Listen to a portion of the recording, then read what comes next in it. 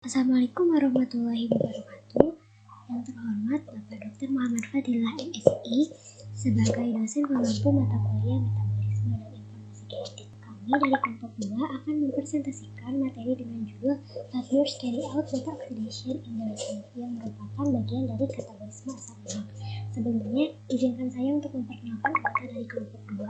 Saya Siti Nurasia dengan NPM 3, Trinata Rahmawati dengan NPM 17, dan Dika Apriliana dengan NPM 31. Yang pertama ada asam lemak.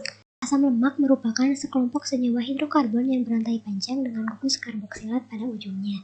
Hampir semua asam lemak alami memiliki rantai tak bercabang dengan jumlah atom karbon yang genap.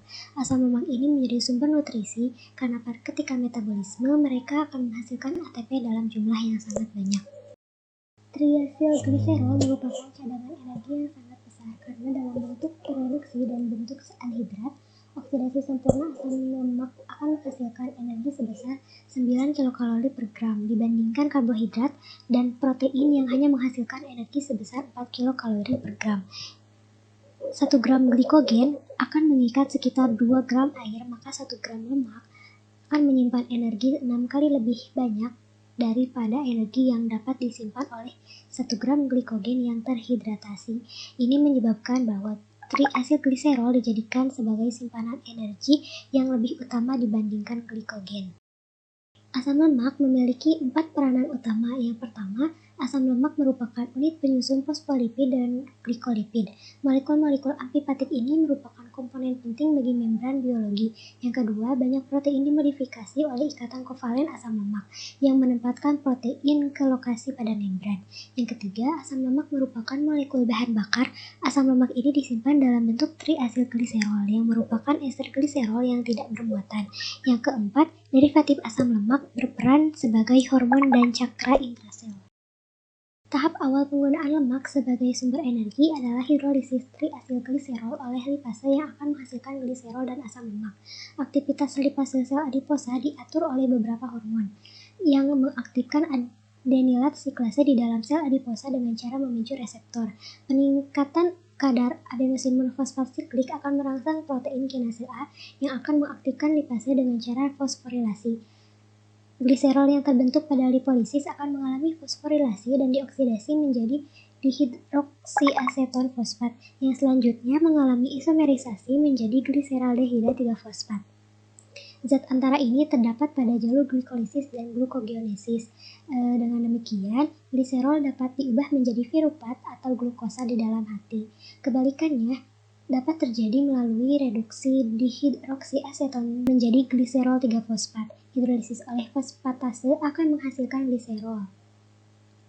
Lemak sebagai bahan bakar yang efisien dibandingkan dengan karbohidrat. Karena kebutuhan lemak itu energinya untuk jangka panjang, penyimpanan energinya lebih baik, dan penyaluran energinya lebih lambat. Sedangkan untuk glukosa atau glikogen, kebutuhan energinya untuk jangka pendek dan penyaluran energinya lebih cepat.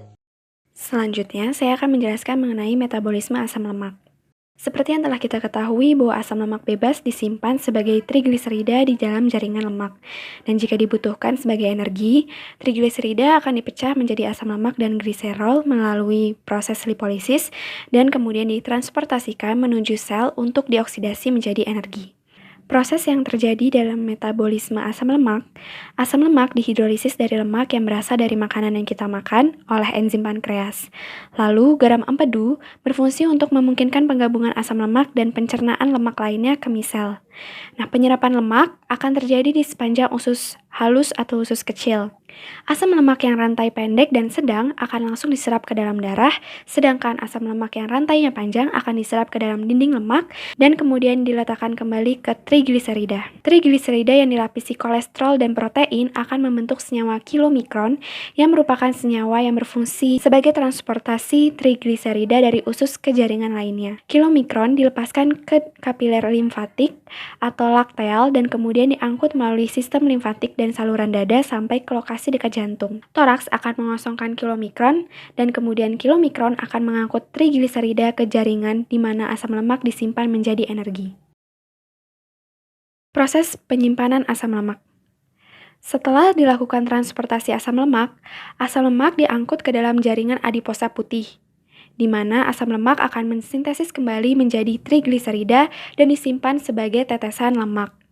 Bisa kita lihat pada gambar bahwa setiap sel mengandung tetesan lemak yang berwarna putih yang sangat besar sehingga menekan nukleus yang berwarna merah ke dalam membran plasma.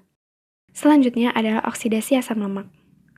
Oksidasi asam lemak yang perlu kita ketahui adalah oksidasi asam lemak jenuh yang menghasilkan asetil-CoA, NADH, dan FADH2. Kemudian oksidasi asam lemak tak jenuh yang reaksinya hampir sama seperti oksidasi asam lemak jenuh, namun memerlukan dua enzim tambahan yaitu isomerase dan reduktase. Kemudian oksidasi sempurna asam palmitat di mana asam palmitat termasuk ke dalam asam lemak jenuh yang jika dioksidasi sempurna akan membentuk 8 molekul asetil-CoA. Dan kemudian oksidasi asam lemak karbon ganjil yang akan menghasilkan propionyl-CoA dan asetil-CoA pada daur akhir degradasi. Selanjutnya ada mekanisme oksidasi asam lemak. Ada 3 tahapan oksidasi asam lemak, yaitu lemak rantai panjang akan dioksidasi menghasilkan asetil-CoA. Selanjutnya, gugus asetil dioksidasi menjadi karbon dioksida dalam siklus asam sitrat. Dan selanjutnya adalah elektron yang dihasilkan dari oksidasi asam lemak dan gugus asetil akan menuju ke respiratori melalui rantai pernapasan mitokondria untuk menyediakan energi dalam proses sintesis ATP melalui fosforilasi oksidatif. Baik, selanjutnya merupakan hibernasi beruang terkait beruang melakukan oksidasi beta dalam tidur panjangnya. Hibernasi secara sederhana merupakan periode tidur panjang untuk menghemat energi. Ini dapat terjadi selama beberapa hari, minggu, ataupun bulan, tergantung dari spesies, suhu sekitar, dan waktunya. Hibernasi ini terkait dengan hipometabolisme atau penurunan aktivitas metabolisme dalam tubuh. Metabolisme terjadi pada tingkat yang rendah dan cadangan energi dibakar secara perlahan-lahan. Lalu terjadi perubahan metabolisme yang signifikan, yaitu peralihan metabolisme karbohidrat menjadi metabolisme lipid yang disimpan.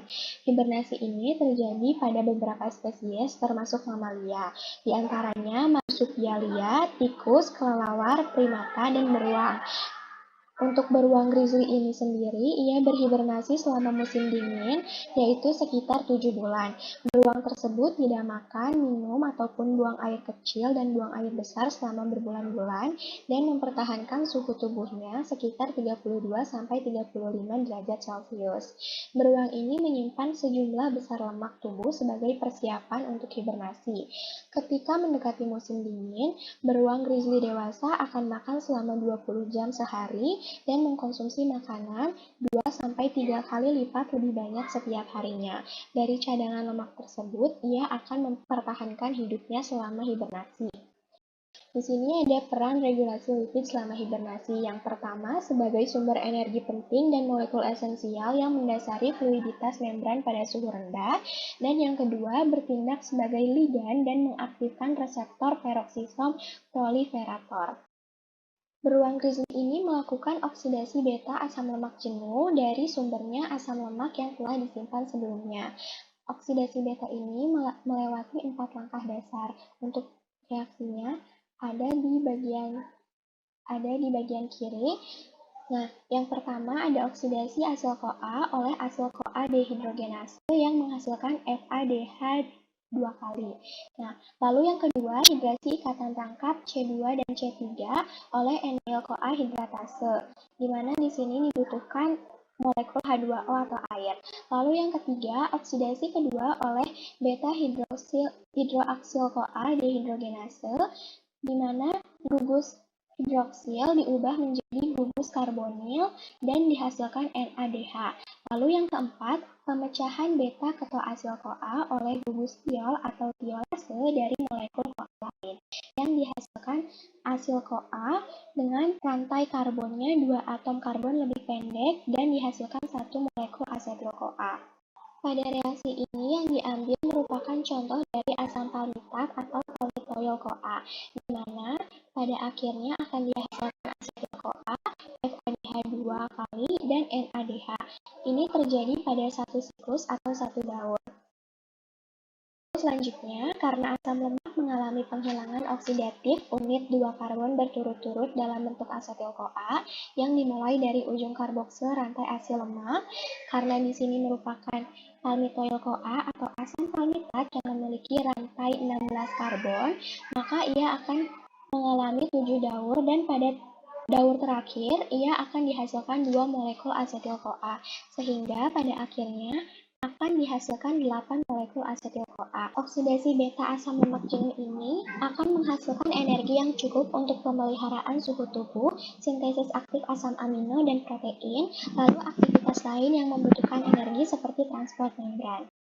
Kesimpulannya, asam lemak merupakan sekelompok senyawa hidrokarbon yang berantai panjang dengan gugus karboksila pada ujungnya.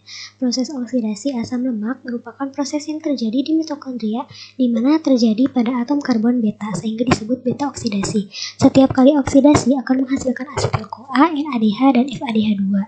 Hipometabolisme merupakan penurunan aktivitas metabolisme dalam tubuh. Perubahan metabolisme yang signifikan merupakan peralihan metabolisme karbohidrat menjadi metabolisme lipid yang disimpan. Penyesuaian metabolisme lemak yang paling menonjol terjadi pada beruang grizzly yang sedang berhibernasi yang tetap dalam keadaan dormansi terus-menerus selama 7 bulan. Ini adalah daftar referensi untuk kami menyusun materi presentasi. Sekian dan terima kasih. Assalamualaikum warahmatullahi wabarakatuh.